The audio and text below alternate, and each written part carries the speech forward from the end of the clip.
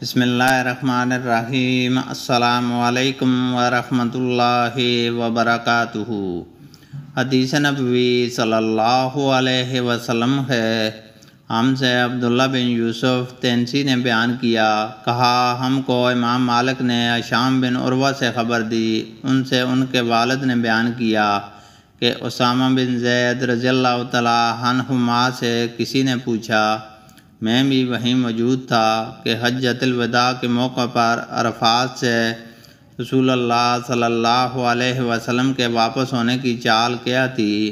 انہوں نے جواب دیا کہ آپ صلی اللہ علیہ وسلم پاؤں اٹھا کر چلتے تھے، ذرا تیز، لیکن جب جگہ پاتے ہجوم نہ ہوتا تو تیز چلتے تھے۔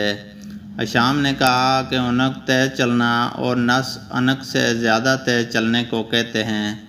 فجوہ کے معنی کشادہ جگہ، اس کی جمع فجوات اور فجاء ہے، جیسے زکوٰۃ مفرد زکاة اس کی جمع، اور سورہ صاد میں مناس کا جو لفظ آیا ہے اس کے معنی باگنا ہے۔ اللہ تعالیٰ سے دعا ہے کہ وہ ہمیں قرآن اور حدیث کو سننے، سمجھنے اور اس پر عمل کرنے کی توفیق عطا فرمائے، آمین۔